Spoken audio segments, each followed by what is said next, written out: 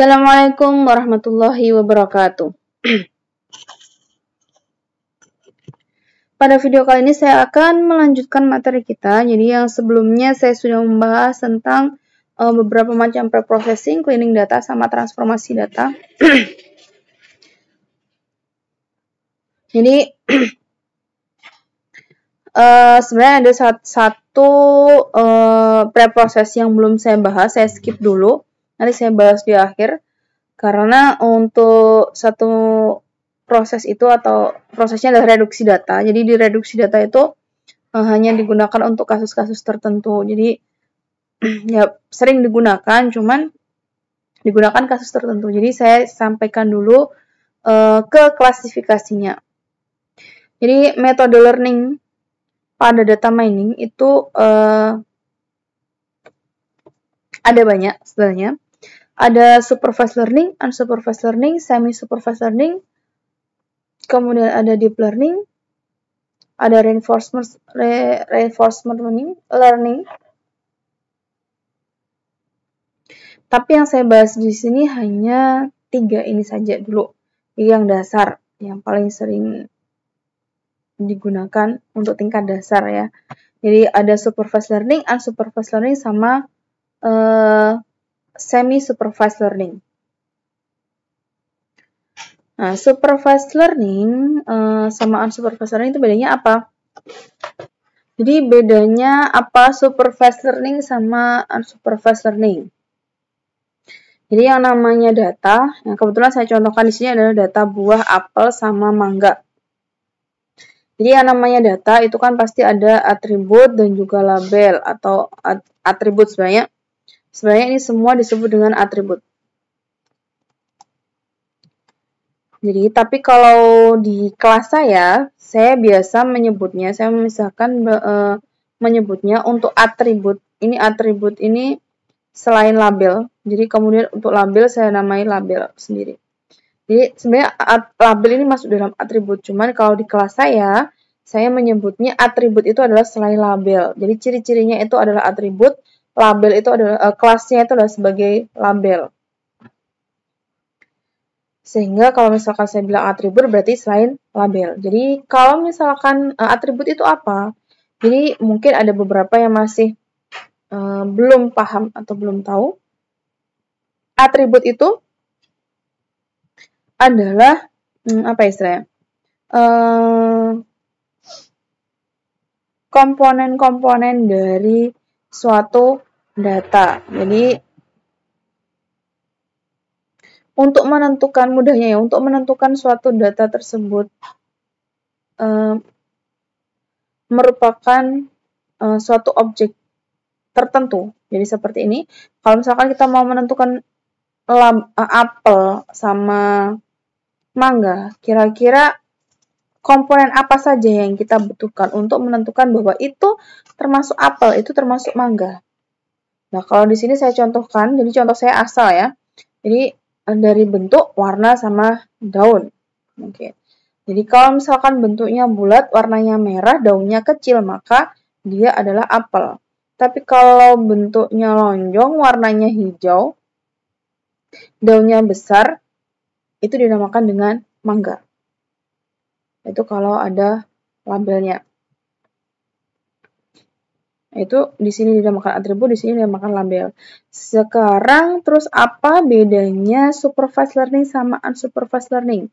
Jadi kalau secara data, supervised learning itu adalah data yang memiliki label. Jadi ada atribut, ada label. Tapi kalau unsupervised learning adalah data yang tidak memiliki, datanya tidak memiliki label. Sehingga karena memiliki label berarti dia terbatas. Jadi kan untuk proses learning-nya, tadi kan supervised learning itu adalah terlewat ya. Jadi supervised learning tadi belum saya bahas, maaf.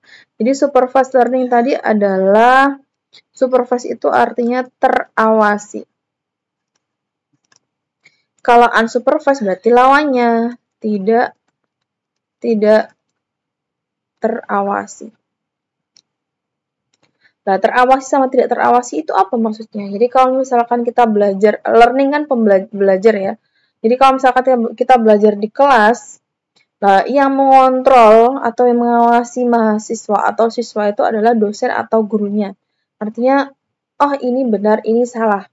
Menyampaikan materinya, oh ini jawabannya kayak gini, jawabannya kayak gini. Itu adalah dosen atau guru. Sedangkan kita di sini berbicara adalah sistem. Jadi kita bukan lagi, tidak ada lagi hubungannya dengan manusia. Kalau sudah dalam proses di dalam sistem loh ya. Meskipun tetap tadi awalnya kita manusia berperan. Cuman ketika di dalam sistem, kita tidak lagi bisa mengawasi. Karena proses pembelajaran di dalam sistem, itu ya nggak ada campur aduk manusia. Kecuali di awal tadi ketika menginput data. Sehingga kalau untuk mengawasi, yang posisi atau yang sebagai pengawas di proses learning, itu adalah data, adalah labelnya. Sehingga kalau misalkan nanti di supervised learning secara data, itu adalah data yang ada labelnya. Karena label ini sebagai supervisor atau pengawas. Sedangkan kalau di unsupervised learning, datanya biasanya tidak ada labelnya. Nah, karena ada labelnya, sehingga dalam supervised learning itu terbatas. Jadi kalau misalkan kita masukkan data, ini ya, kumpulan data ini kita masukkan ke dalam supervised learning, maka dia akan mengelompok berdasarkan labelnya. Label yang diberikan. Karena label yang diberikan kebetulan di sini adalah buah apel sama mangga, berarti dia akan mengelompok ke apel sama mangga. Sedangkan kalau misalkan nanti ada data baru misalkan bentuknya adalah apa ya? Seperti apel, ternyata ini sebenarnya adalah tomat. Tapi kalau misalkan kita masukkan ke dalam supervised learning, artinya model yang sudah dilakukan, yang diperoleh tadi dari hasil pembelajaran dengan labelnya itu hanya apel sama mangga, maka nanti dia akan terklasifikasi ke apel atau mangga. Jadi mungkin bisa jadi si tomat ini akan masuk dalam kelasnya apel.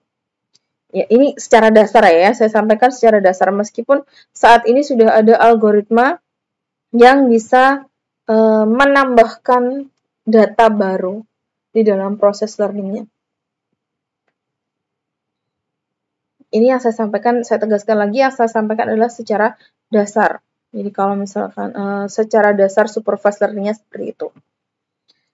Jadi terbatas hanya sesuai labelnya, karena sama seperti ketika kita belajar seperti kita masih kecil ya. Ketika masih kecil, oh bentuk kayak gini itu adalah bentuk apel, bentuk kayak gini itu adalah bentuk mangga. Maka kalau misalkan kita belum pernah diajari tentang bentuk tomat, atau belum pernah tahu bentuk tomat, ketika kita disuguhkan tomat, maka kita pasti bayi atau anak kecil itu akan menganggap tomat itu sebagai apel. Karena yang diajarkan orang tuanya hanya apel sama mangga. Seperti itu. Proses learning juga sama seperti itu. Jadi kalau kita di supervised learning, kalau kita belum pernah mengajarkan itu, ya dia nggak akan tahu. Ya, yang dia tahu hanya terbatas labelnya tadi. Seperti itu. Kemudian proses supervised learning itu sendiri. Jadi bedanya learning atau dalam data mining sama pemrograman yang lain. Kalau dalam data mining atau proses learning ini ya, ini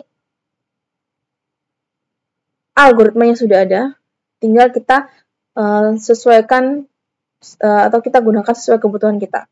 Artinya, kalau misalkan dulu di mata kuliah dasar, misalkan Alpro, di dalam algoritma pemrograman, kalian mungkin ketika dikasih masalah, dari masalah tersebut dipelajari secara rinci, oh logikanya kira-kira gimana ya masalah ini supaya bisa terselesaikan.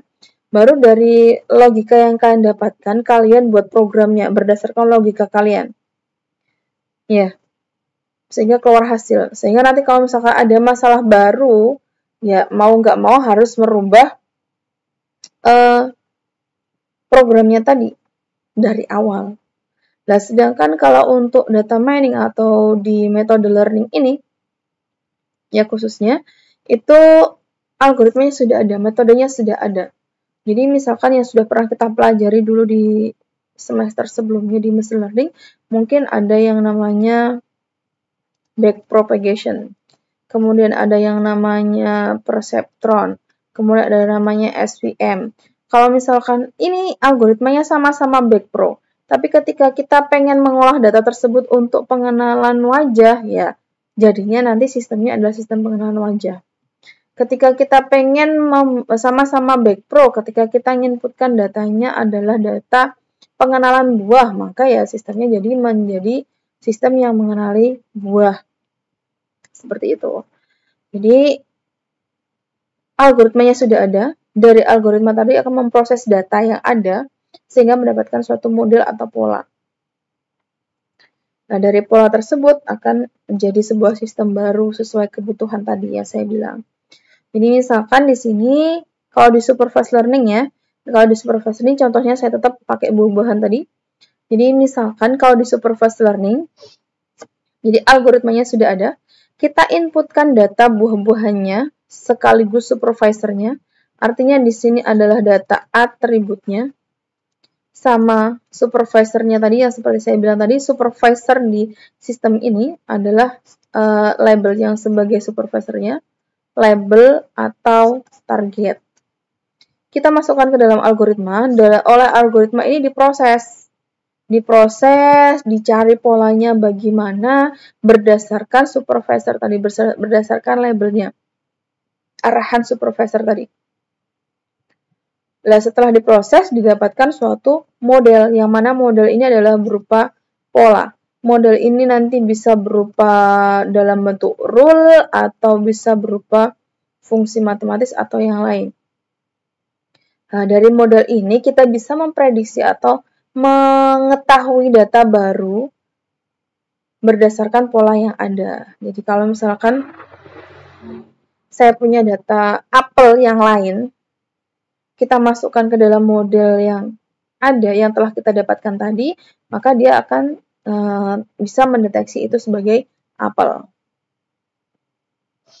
Nah, yang mana proses awal ini tadi, nah, proses sampai ketemu model, ini tadi dinamakan dengan proses training atau pembelajaran, sehingga mendapatkan suatu model. Jadi pembelajaran untuk mempelajari data tadi berdasarkan dan juga labelnya, sehingga mendapatkan model, ini dinamakan dengan training atau belajarnya. Kemudian yang ini, dari kita punya data baru, kita ujikan ke model apakah dia terdeteksi dengan benar atau tidak. Itu dinamakan dengan proses testing. Nah, kebetulan klasifikasi yang mau saya bahas hari ini itu termasuk dalam supervised learning. Jadi kalau dalam klasifikasi itu sebenarnya tahapannya ada 3. Jadi ada proses training,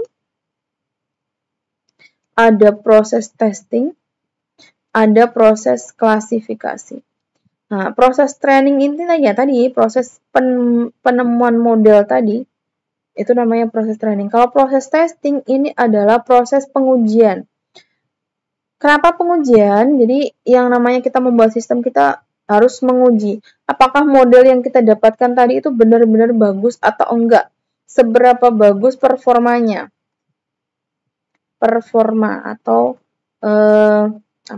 akurasi kalau bahasa yang umum digunakan. Tapi saya biasa menyebut dengan performa karena kalau untuk menentukan performa suatu sistem itu banyak cara, banyak metode. Tidak hanya akurasi saja.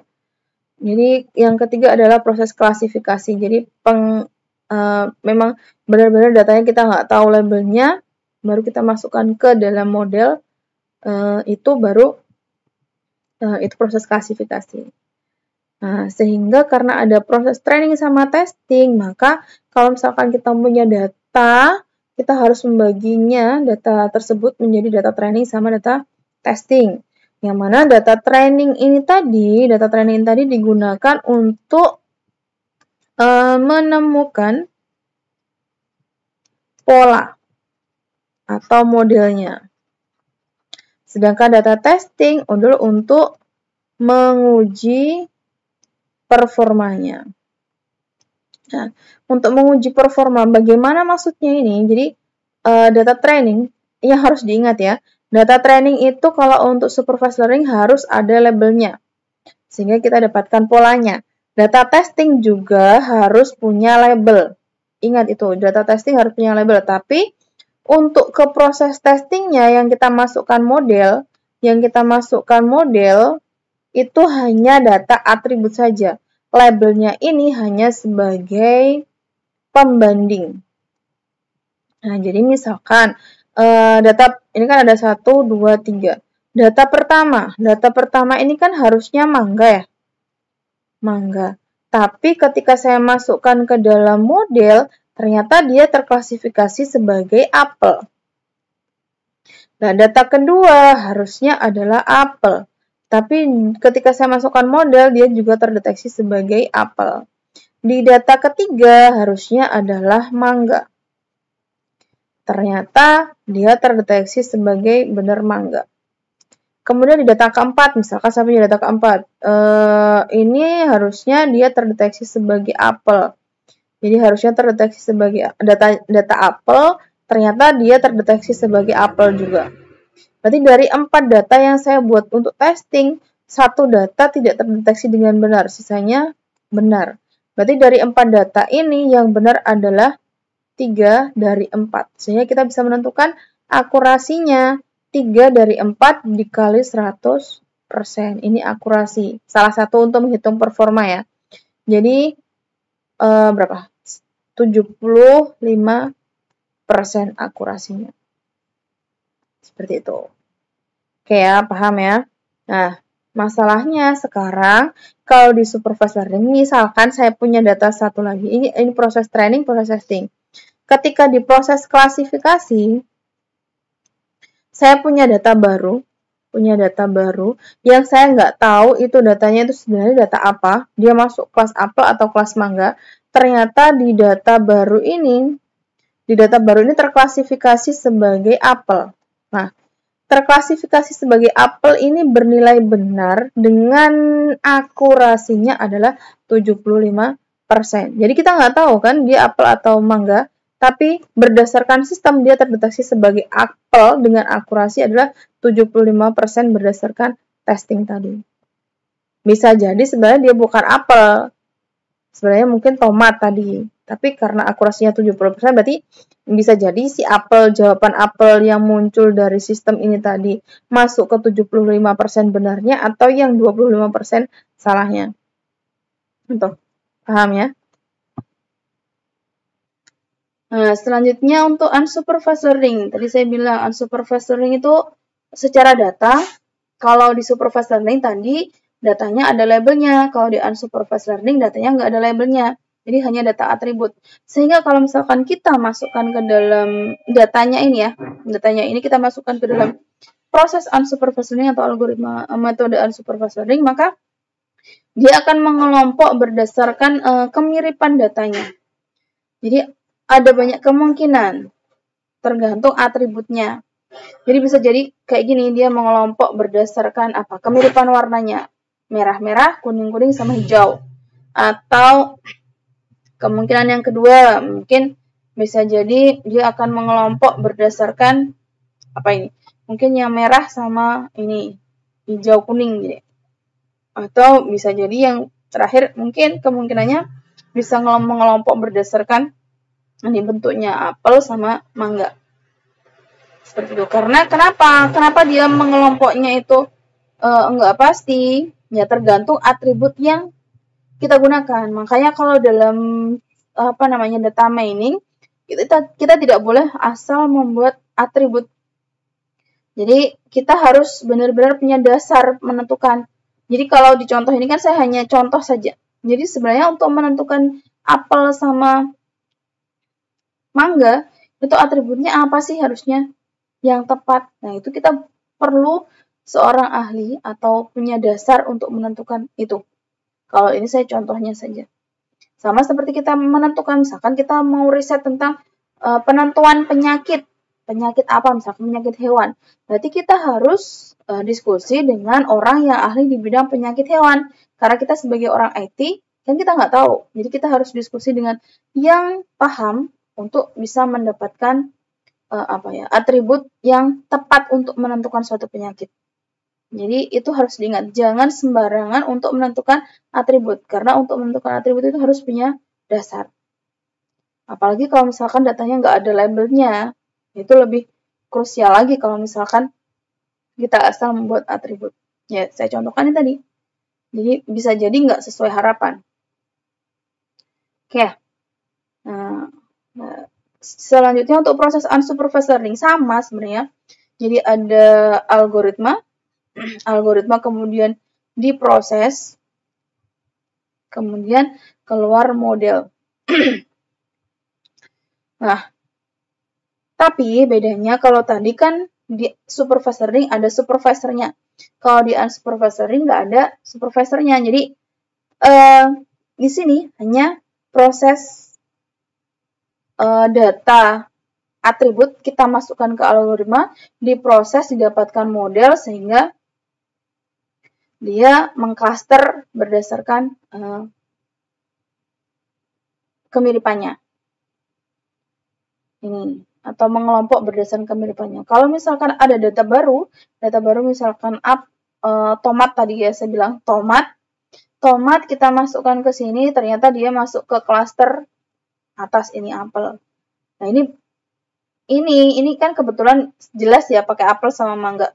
Kalau di data real itu sebenarnya kalau dari cluster ini atau dari kelompok ini, jadi kita di unsupervised learning kita masukkan data ke unsupervised learning, dia akan mengelompok misalkan menjadi 2 kelompok. Kita harus menganalisis di kelompok ini itu kenapa dia mengelompok menjadi satu, kira-kira kemiripannya apa atau ini kira-kira data apa.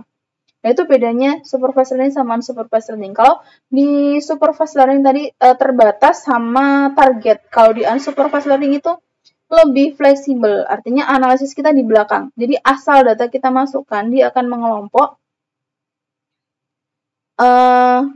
sendiri. Nah, tapi kelompok-kelompok ini harus kita analisis.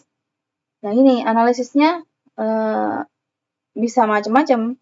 Jadi kita analisis kira-kira dia kenapa mengelompok menjadi satu di data ini. Kenapa yang ini mengelompok juga. Ketika kita masukkan data baru, ternyata data ini mengelompok ke sini, tidak ke sini. Kenapa? Nah, itu harus kita analisis. Seperti itu, unsupervised learning. Nah, kalau semi-supervised learning berdasarkan namanya, semi berarti penggabungan antara supervised sama unsupervised. Jadi, di sini, kalau dalam semi-supervised learning itu prosesnya, jadi nggak ada algoritma khusus. Kalau misalkan tadi di supervised learning yang paling terkenal itu adalah klasifikasi. Kalau di unsupervised learning itu yang paling terkenal adalah clustering. Tapi kalau di semi-supervised learning ini adalah penggabungan dari keduanya. Jadi ada data yang kita punya adalah data yang berlabel sama yang nggak berlabel. Nah, ini kenapa nggak ada spesifik spesifik metodenya karena tergantung datanya. Jadi kalau misalkan datanya yang digunakan itu yang tidak berlabel itu lebih banyak daripada yang berlabel, berarti kita lakukan proses unsupervised dulu. Unsupervised untuk mendapatkan kelompok-kelompok. Untuk mendapatkan kelompok-kelompok. Nah, dari kelompok-kelompok ini, untuk mendapatkan dari kelompok-kelompok ini, nanti baru kita berikan label.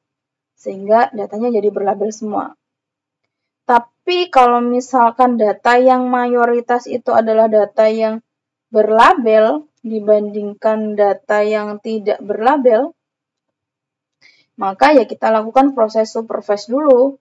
Supervised baru kita memprediksi data yang tidak berlabel sehingga bisa mendapatkan labelnya. Seperti itu. Ya.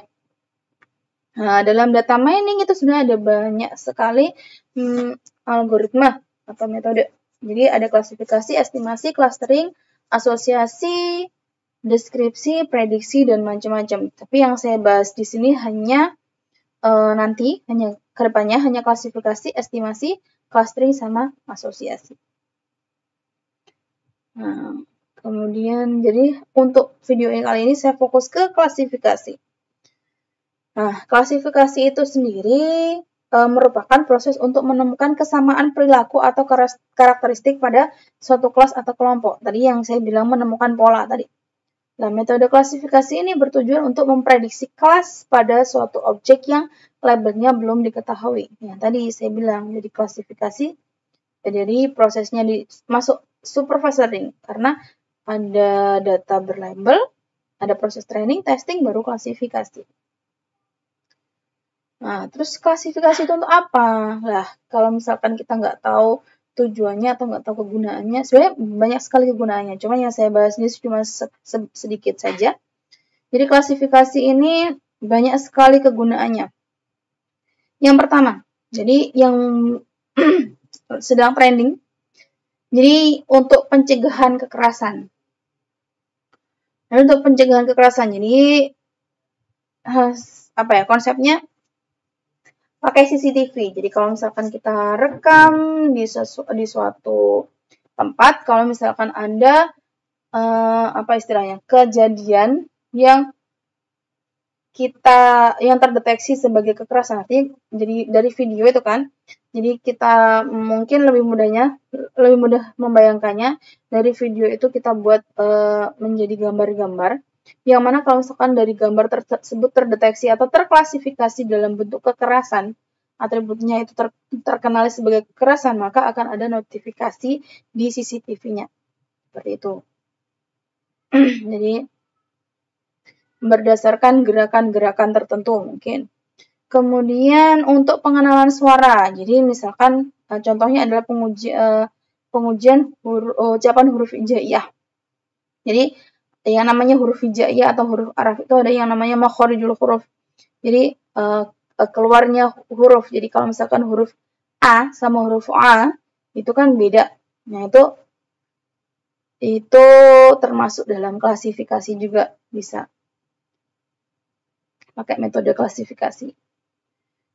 Kemudian pengenalan gambar atau pengenalan wajah atau pengenalan ekspresi itu juga termasuk dalam klasifikasi. Mungkin pengenalan ekspresi senang, sedih, marah, bahagia, dan sebagainya itu bisa menggunakan klasifikasi. Tapi bedanya nanti konsepnya pakai di citra. Kalau yang suara tadi mungkin NLP.